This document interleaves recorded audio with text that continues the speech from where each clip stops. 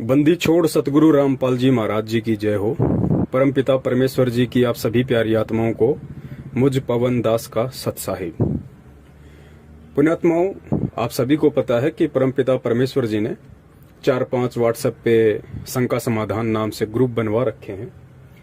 ऐसे ही शंका समाधान ग्रुप नंबर 1 में आज एक किसी भगत भाई का, जो कि राजस्थान के टोंक से हैं,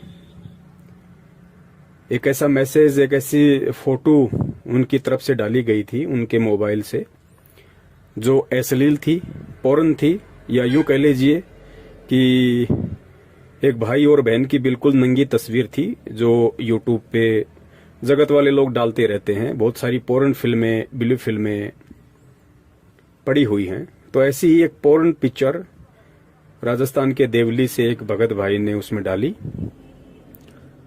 और डालने के बाद में काफी भगत भाई बहनों के रिएक्शन भी आए।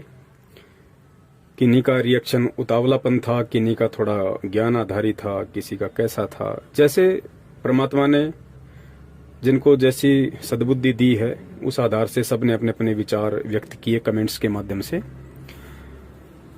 तो दास उसको देख नहीं पाया था, अभी परमात्मा ने दया की है। तो परमात्मा ने दास के अंदर प्रेरणा की कि एक छोटा सा संदेश भगत समाज को जाना चाहिए। बात ये नहीं है कि किसी भगत भाई ने पोर्न पिक्चर क्यों डाली या लोगों ने कमेंट्स क्यों किए, नहीं। मैं इन दोनों बातों से हटके परमात्मा ने जो प्रेरणा की है उस आधार से छोटा सा संदेश देना चाहूंगा। देखो पुण्यात्माओं, आप और हम कोई सामान्य आत्मा नहीं है, और वो व्यक्ति कोई सामान्य आत्मा नहीं है जो गुरुदेव की शरण में है या गुरुदेव की शरण में आने वाला है, क्योंकि विशेष आत्मा ही परमपिता परमेश्वर कबीर साहिब जी को अपना गुरु बनाती हैं। और इस सत भक्ति को अपनाने के बाद में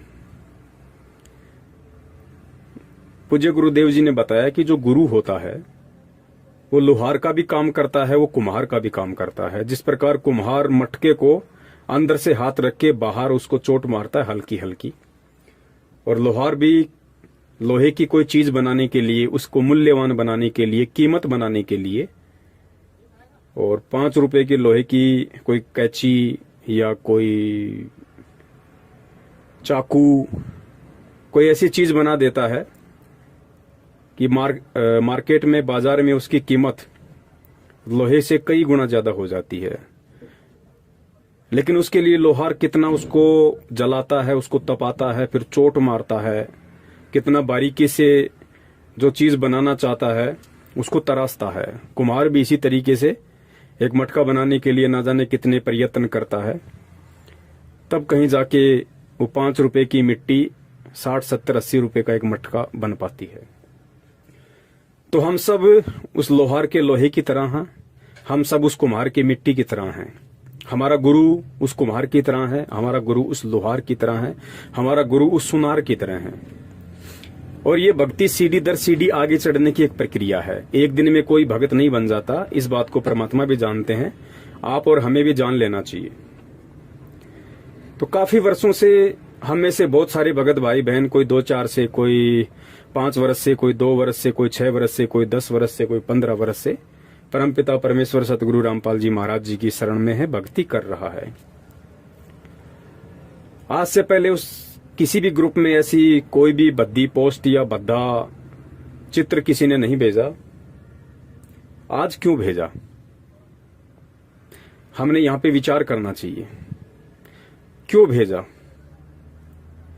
हालांकि मैं उस भगत भाई को अच्छे से जानता हूं जिनके मोबाइल से वो पोर्न पिक्चर भेजी गई है, और मैं ये भी जानता हूं कि उनकी उम्र तकरीबन 60 साल से या 60 साल के आसपास होगी, 50 से 60 के बीच में, और वो भाई सरकारी नौकरी करता है, ड्राइवर है। उनके विचारों से मैं भली भांति परिचित हूं। वो कभी भी ऐसी हरकत नहीं कर सकते, कभी नहीं कर सकते वो। तो हो सकता है गलती से, क्योंकि आप भी जानते हो बच्चों के पास में भी मोबाइल काफी समय रहता है, छोटे बच्चों के पास भी। और नेट पे आप लोग जानते ही हो दुनिया वालों ने कितनी गंदगी फैला रखी है, या वैसे भी हम कोई वीडियो देखते हैं या गुरुजी का सत्संग भी देखते हैं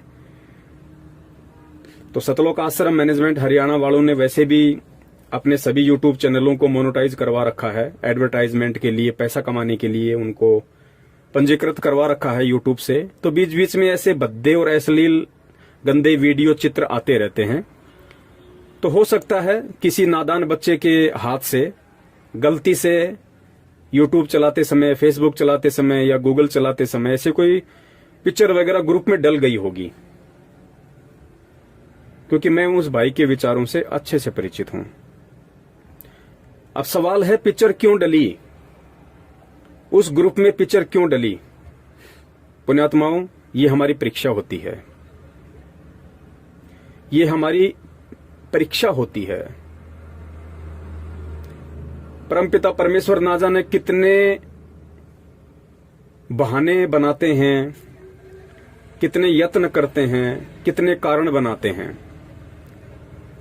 और परमात्मा अपने बच्चों को चेक करते हैं कि मेरी भक्ति का इनके ऊपर कितना असर हुआ। काल ने इनके ऊपर असंख्य युगों से जो तीनों गुणों का दबाव डाल रखा है, और मैंने आके पिछले 27 वर्षों से इतना ज्ञान दिया, सत भक्ति मंत्र दिए, वो कुनीन रूपी दवाई दी जो किसी भी रोग को जड़ से समाप्त कर सकती है। तो मेरे सत्संग रूपी कुनीन का मेरे बच्चों के ऊपर काल भगवान के तीनों गुणों को काटने का कितना असर हुआ है, ये परमेश्वर चेक करते हैं। मैं ये नहीं कहना चाहता कि गुरुजी की प्रेरणा से उस भाई के द्वारा या किसी बच्चे के द्वारा वो भेजा गया होगा, नहीं। इस ग्रुप के अंदर वो अश्लील पिक्चर डलना ही डलना था, क्योंकि वो योग था, संयोग था, उसको कोई काट नहीं सकता था। लेकिन उसी बहाने परमात्मा ने अपने बच्चों की परीक्षा भी लेनी थी। जिस प्रकार बरवाला कांड और करोथा कांड के विषय में कहा था पूज्य गुरुदेव ने कि ये जो करोथा कांड था ये काल भगवान का झकझोल था, काल भगवान की साजिश थी। और इसी बहाने परमात्मा ने भी अपने बच्चों की परख कर ली कि मेरे हीरे कितने कच्चे हैं और कितने पक्के हैं। तो पुण्यात्माओं, हर चीज का एक समय निर्धारित होता है, हर घटना का घटित होना पहले से निर्धारित होता है। तो ये पिक्चर उस ग्रुप में डलनी थी, लेकिन इसी बहाने परमात्मा ने, क्योंकि उन ग्रुपों में सत्सेवक जुड़े हुए हैं, और इस समय यदि परमपिता परमेश्वर जी के ज्ञान आधार से पृथ्वी पे यदि कोई चल रहा है, पूरी पृथ्वी पे सतगुरु रामपाल जी महाराज जी के तत्व ज्ञान को आधार बना के, उनके वचनों पर, उनकी शिक्षाओं पर यदि सही तरीके से कोई चल पा रहा है, तो इसमें कोई अतिशयोक्ति नहीं है कि वो आत्माएं सिर्फ और सिर्फ पूरे विश्व में सत्सेवक ही हैं, ओनली सत्सेवक। तो पुण्यात्मा, गुरुदेव ने बताया कि जो बच्चा स्कूल में जाता है ना, नियम भी उसी के ऊपर लागू होते हैं, ड्रेस कोड भी उसी बच्चे के ऊपर लागू होता है, डिसिप्लिन भी उसी बच्चे के ऊपर लागू होता है, होमवर्क नहीं किया तो पिटाई भी उसी बच्चे की होती है जो स्कूल में एडमिट होता है। और जो बच्चा बाहर गधे के ऊपर बैठ के मजे ले रहा होता है, टीचर उसको कुछ नहीं कहता। तो सत्सेवकों के ग्रुप में ही ये पिक्चर क्यों डली, क्योंकि उन ग्रुपों में ज्ञान आधारी आत्माएं जुड़ी हुई हैं, और परमेश्वर ने उस पिक्चर के माध्यम से अपने बच्चों के हृदय को, आत्मा को, भाव को, आचार को, विचार को, उनके चरित्र को, उनके देखने के नजरिए को, दृष्टिकोण को परमेश्वर ने चेक करना कि देखता हूं मेरे बच्चों के अंदर अभी भी इन गंदे चित्रों को लेकर या गंदी कहानियों को लेकर, गंदे वीडियो को लेकर अभी भी उनके अंदर इस काल भगवान के तीनों गुण ही झलकते हैं, या मेरे से जो इन्होंने तत्व ज्ञान लिया है उस आधार से इनके ऊपर कोई असर होता है या नहीं होता है। तो ये परमेश्वर ने चेक करना है, क्योंकि इसी प्रकार परमात्मा हमें चेक करेंगे। हमें परमात्मा ठोकर मार मार के लोहार की तरह चोट मार मार के, कुम्हार की तरह चोट मार मार के ऐसे ही हमें पकाएंगे, ऐसे ही हमें परमात्मा तैयार करेंगे। मालिक को तो मालूम है उन सब बातों का कि इनके अंदर अभी तीनों गुणों का कितना प्रभाव है और मेरे ज्ञान का कितना असर है, वो तो अंतर्यामी है। लेकिन परमेश्वर ऐसी घटनाओं को जन्म देके, अंजाम देके, जो पहले से निर्धारित थी, परमेश्वर आप और हम में अपनी बुद्धि का, अपने विचारों का, अपने चरित्र का परमेश्वर आकलन करवाना चाहते हैं कि बच्चों तुम भी देखो कि अभी तुम्हारे अंदर कितना कच्चापन है और कितना पक्कापन है। तो जो गंदी पिक्चर ग्रुप में डाली गई उसके ऊपर हमें ज्यादा तीखे कमेंट्स नहीं करने थे। क्यों नहीं करने थे?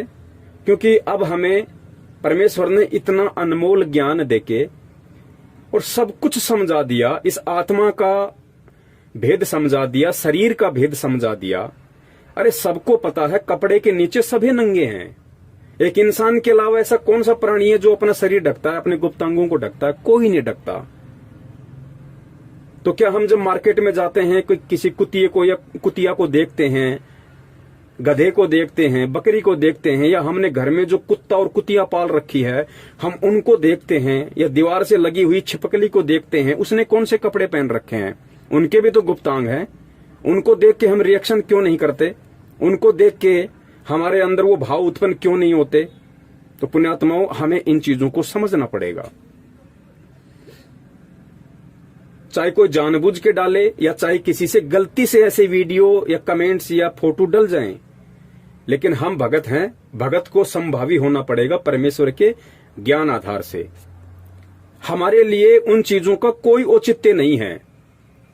ग्रुप में चाहे नंगा गधे का चित्र डालो, चाहे नंगा किसी बहन का चित्र डालो कोई, या चाहे नंगा किसी भाई का चित्र डालो, हमारी दृष्टि ये हो जानी चाहिए कि चाहे वो बहन या भाई है, उसके जो गुप्तांग हैं वो केवल शरीर के मलमूत्र को बाहर निकालने का एक साधन मात्र है। जिस प्रकार गुरुजी ने एक सत्संग में बताया कि दो दोस्त थे, वो रामायण देखने गए।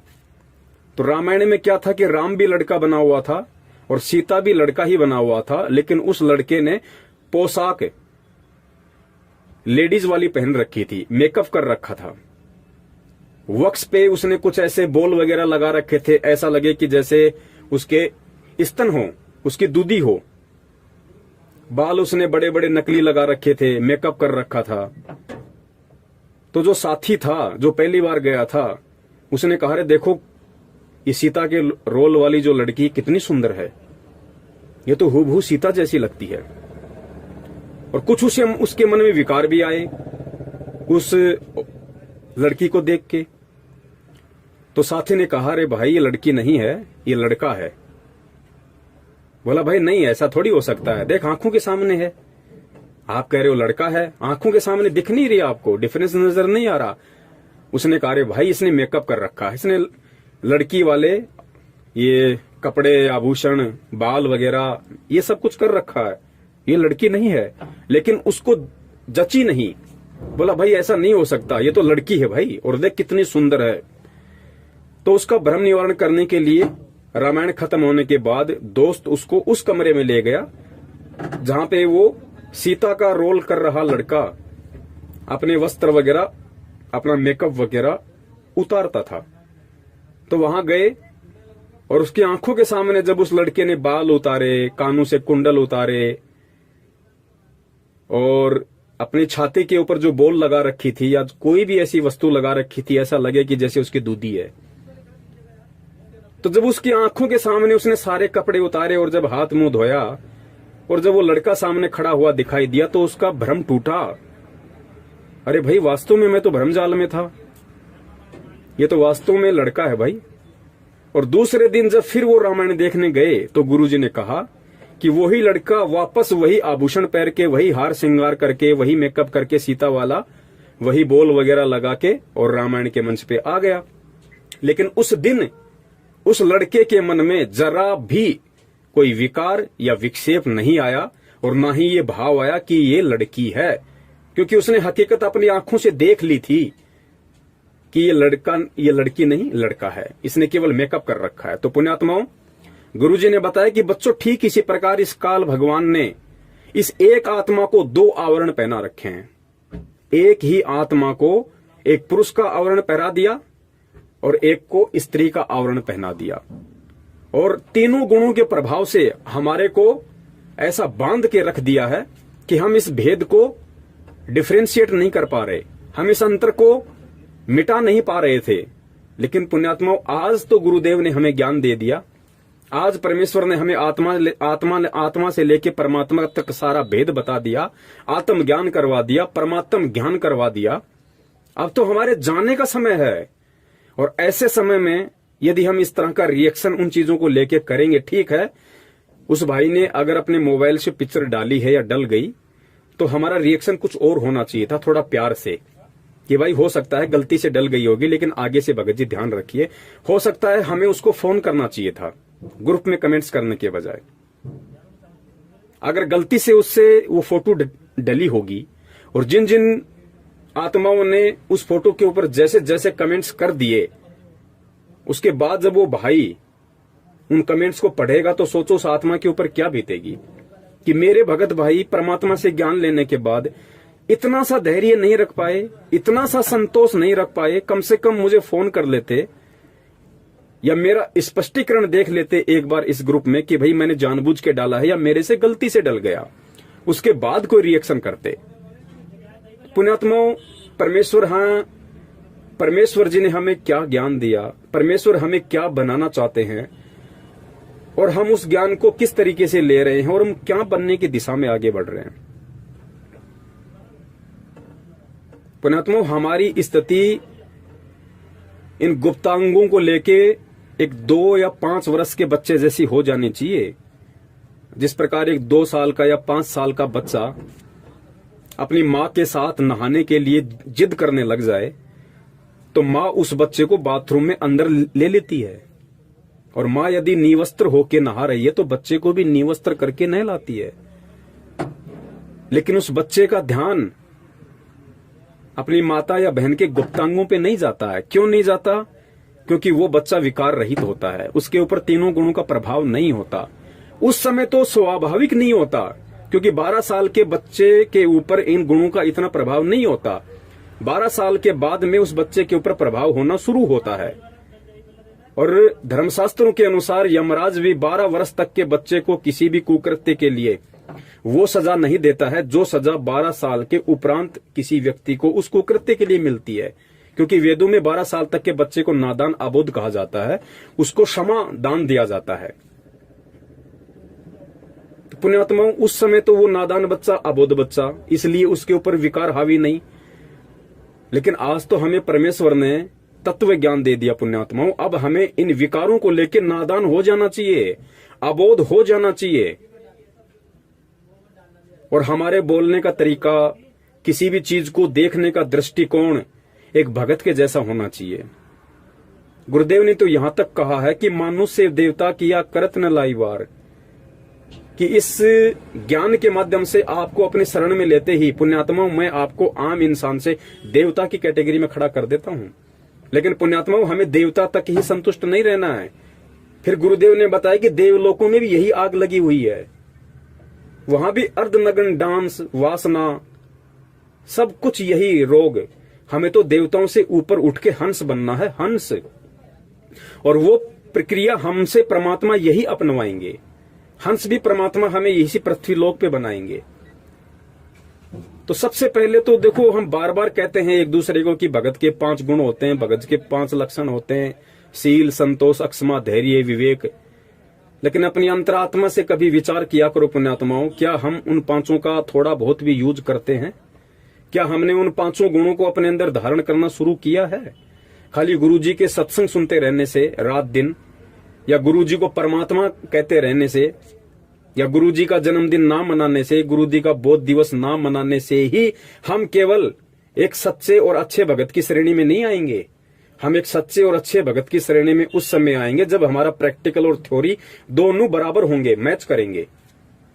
तब हम एक सच्चे और अच्छे भगत की श्रेणी में आएंगे, एक सत्सेवक की श्रेणी में आएंगे। वरना यहां तो लोग आंधी की तरह आते और तूफान की तरह भग जाते हैं। दास को तो 6 साल का अनुभव है। दास को तो परमात्मा ने एक रस रखा इस भक्ति मार्ग में। जिस दिन दास को सच्चाई समझ में आई, उसी दिन से दास ने भगत समाज को जागरूक करना शुरू किया, और आज तक परमात्मा ने दास की स्पीड कुछ बढ़ाई है, घटाई नहीं है। लेकिन इन 6 वर्षों में हमारे साथ में हजारों लोग आंधी की तरह आए, सत्सेवक बने, अपने आप को बहुत अच्छा साबित करने की कोशिश की, और महीना, 2 महीना, साल, 6 महीने बाद में तूफान की तरह वापस भग गए। लेकिन हमें उनसे कोई फर्क नहीं पड़ा, और ना पड़ता और ना पड़ना चाहिए, क्योंकि इस भक्ति मार्ग पे वही टिकेगा जिसको गुरुदेव ने सूरमा की संज्ञा दी है, सूरवीर की संज्ञा दी है। तो मेरा आप सभी भाई बहनों से निवेदन है, हम परमेश्वर को दुखी ना करें, क्योंकि इन्हीं बातों से परमात्मा दुखी होते हैं। हमारे अंदर देखो, मैं भी मार्केट में गाड़ी लगाता हूं, मेरे पास भी ऐसे ऐसे बहुत सारे लोग आते हैं। कोई शराब पी के आता है, कोई गाड़ी में बैठा बैठा ऑर्डर करता है, कोई एक ही बार में 3-3 बार बोलता है भाई ये लेके आ, प्याज लेके आ, थोड़ा दही और डाल, थोड़ी ग्रेवी डाल। आता है मेरे अंदर भी वो भाव कि देखिए कितना बड़ा अपने आप को, 2 कौड़े की औकात नहीं है और अज्ञानता में अपने आप को कितना बड़ा समझ रहा है, गाड़ी से नीचे नहीं उतर सकता। लेकिन पुण्यात्माओं, फिर वो परमेश्वर का जो ज्ञान है वो सामने आके खड़ा हो जाता है। वो दीवार परमात्मा की तत्व ज्ञान वाली सामने खड़ी हो जाती है कि भाई ये अज्ञानी है, नादान है। सत्संग लेने से पहले मेरी भी तो ऐसी हालत थी, हम भी तो ऐसे ही टोरा दिखाया करते थे, दादागिरी दिखाया करते थे, मूर्खता में, अज्ञानता में, नादानी में। और फिर ध्यान आता है जब गुरुजी जब चिड़ी गांव में सत्संग करने गए थे, वापस आते समय जब कुछ असामाजिक तत्वों ने गुरुजी की गाड़ी के आगे गाड़ी लगा दी और सारी सृष्टि के रचनहार जिसके आधे बाल के ऊपर पूरी सृष्टि नहीं है, उसको कह रहा है कि कान पकड़ उठक बैठक निकाल। तो उस समर्थ परमेश्वर ने कान पकड़े, उठक बैठक निकाली। बोल दोबारा इस गांव में सत्संग करने नहीं आऊंगा। हाँ भाई, इस गांव में सत्संग करने नहीं आऊंगा भाई, माफी दे दे, आज के बाद नहीं आऊंगा।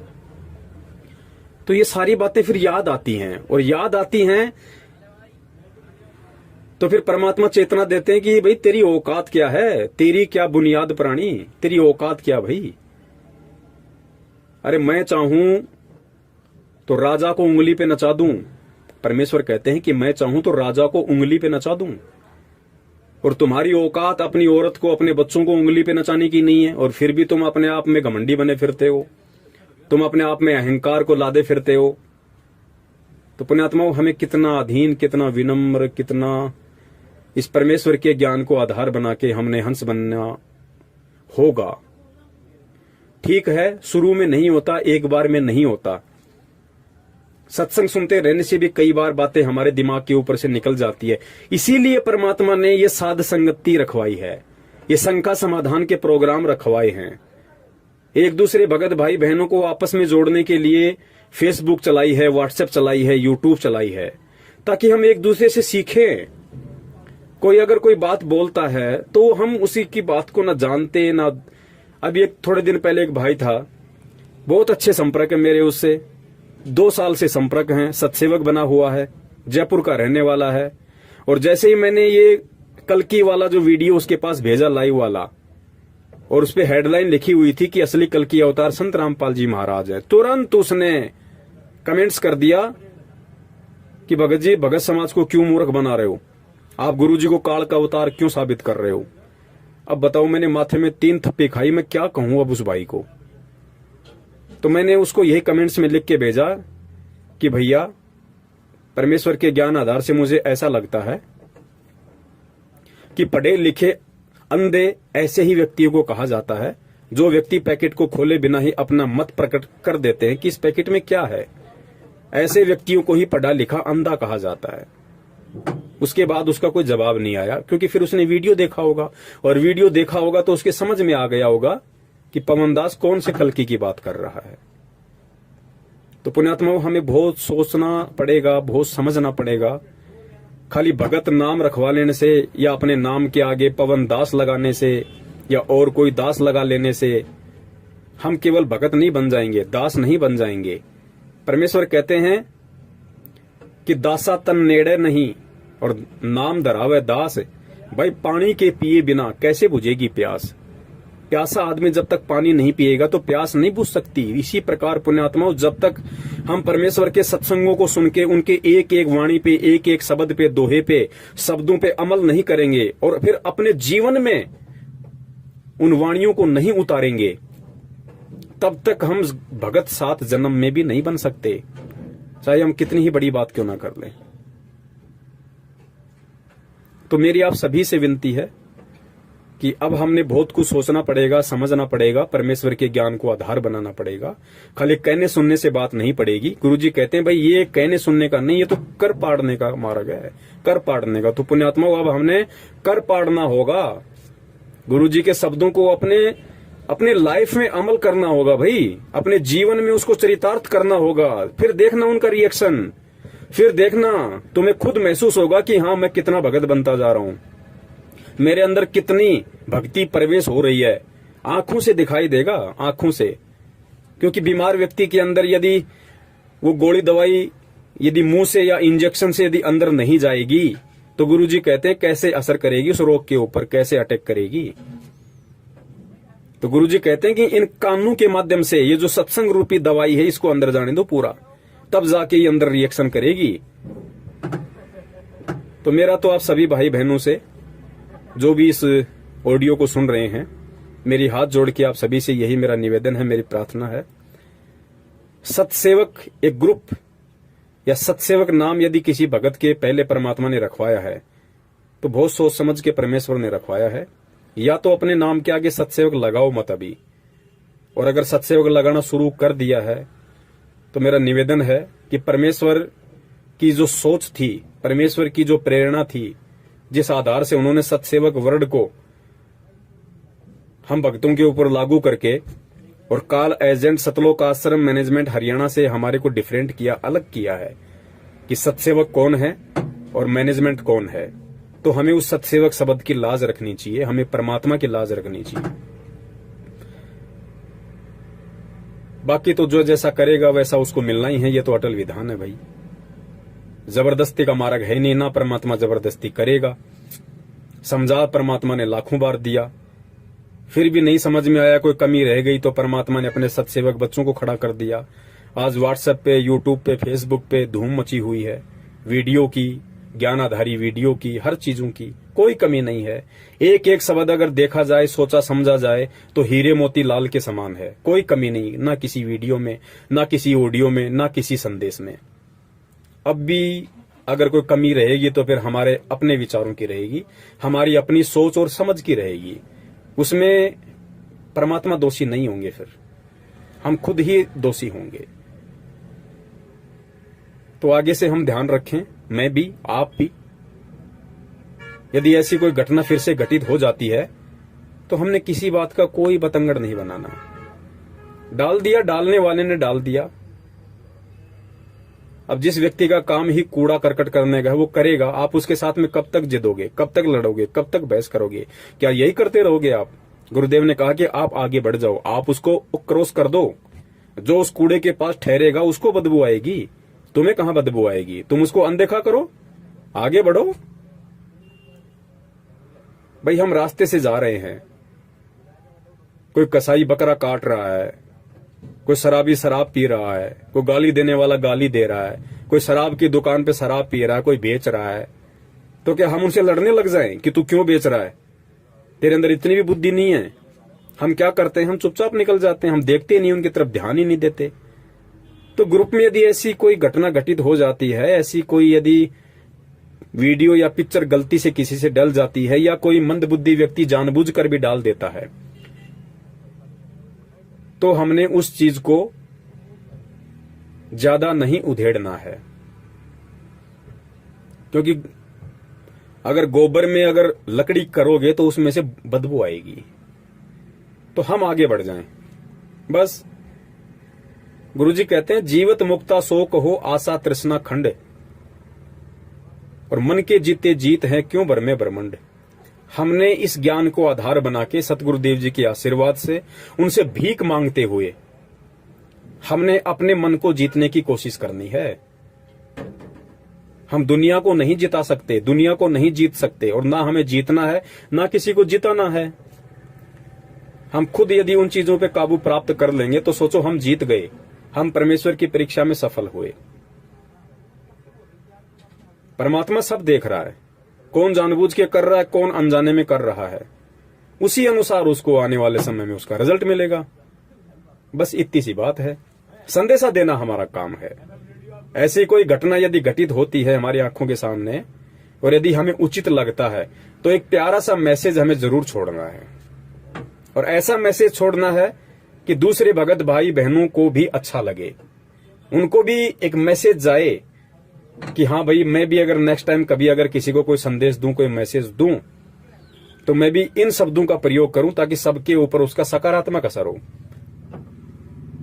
तो इन्हीं शब्दों के साथ दास अपने विचारों को विराम देता है। मेरा मकसद यहां किसी भाई बहन के कमेंट्स को लेके उनसे नाराज होते हुए प्रतिक्रिया देना नहीं था। इस चीज को दिलो दिमाग से आप जी निकाल देना। परमात्मा की प्रेरणा से मेरा मकसद इस ग्रुप के सभी भाई बहनों को परमेश्वर की प्रेरणा से, उनके आशीर्वाद से एक संदेश देना था कि अभी हम इस भक्ति मार्ग में कहां हैं और हमें कहां पहुंचना है। उसके लिए हमें हमारी सोच को, हमारी बुद्धि को, हमारे विचारों को कितना परिपक्व करना पड़ेगा, गुरु जी के ज्ञान को कितना आधार बनाना पड़ेगा, तब हम उन चीजों को अचीव कर पाएंगे, अन्यथा नहीं। सत साहिब, जय हो बंदी छोड़ की। बंदी छोड़ सतगुरु रामपाल जी महाराज की जय हो। सत साहिब।